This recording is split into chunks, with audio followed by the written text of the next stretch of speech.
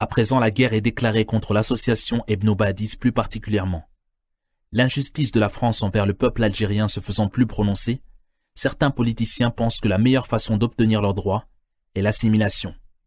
Ibn Badis appelle alors dans le journal La Défense à l'organisation d'un congrès islamique algérien. Il considère que dans de telles affaires déterminantes, c'est à la nation algérienne de décider. La proposition d'Ibn Badis est chaleureusement accueillie et la plupart des organismes politiques répondent présents. Ce congrès a lieu en 1936 et regroupe les représentants politiques de tous bords. Il en ressort les demandes suivantes.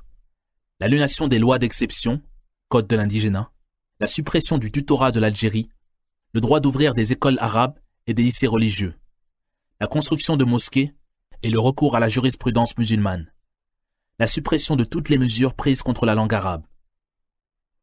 Une délégation est constituée. Son rôle sera de déposer la charte revendicatrice du Congrès à Paris auprès des autorités françaises. Le 18 juillet 1936, la délégation conduite par le docteur Benjeloul arrive en France et se met à présenter ses demandes aux ministres, aux chefs des partis politiques et dans la presse française. Le ministre de la Défense, Édouard Daladier, refuse les demandes de la délégation. Ibn Badis insiste en affirmant qu'elle représente les aspirations minimales du peuple algérien. Le débat est intense. Le ministre se fâche et menace. N'oubliez pas, messieurs, que la France possède de longs canons. Tous les membres de la délégation se taisent, sauf Ibn Badis qui répond au ministre. Nous possédons des canons plus grands encore. Stupéfait, Daladier lui demande « Lesquels ?» Ibn Badis de répondre calmement « Les canons d'Allah ». La délégation retourne en Algérie, très déçue. Ses membres sont brisés, Ibn Badis est révolté. Depuis l'Algérie, il lance des canons dont il parlait, un premier boulet de révolte. Il déclame une poésie intemporelle, dont l'écho continue de retentir jusqu'aujourd'hui. Le peuple algérien est musulman, et à l'arabité il s'affilie. Quiconque dit qu'il s'est détourné de son origine ou qu'il est mort a menti, ou qui désire qu'il soit assimilé, alors son œuvre est une demande impossible. Jeunesse, tu es notre espoir, et par toi le salut se rapproche. Munis-toi pour la vie de ces armes, et affronte les défis sans crainte. Élève le flambeau de la justice et de la bonté, et terrasse l'oppresseur. Arrache les racines des traîtres, c'est d'eux que provient toute tare.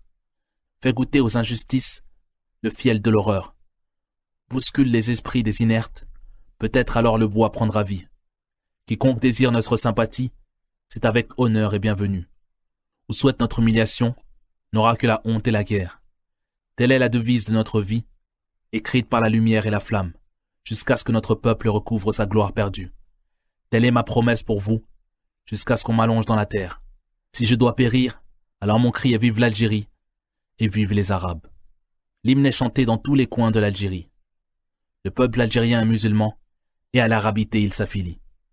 La France devient folle face à cette situation. À cette période, Ibn Badis change son discours pacifique et clame un discours de lutte. Le gouvernement qui nous a persécutés dans notre religion, notre langue et notre honneur, et qui nous a privés de tous nos droits, nous lui disons, nous ne sommes pas la France, et nous ne sommes pas les ennemis de la France. Mais la France a tout simplement ignoré nos paroles et empêché nos activités. Les écoles sont fermées, les professeurs renvoyés, les étudiants éparpillés, les mosquées nous sont fermées au nez, et les droits de la nation sont ignorés dans les moindres de nos requêtes. Comment donc lui apporter notre loyauté ?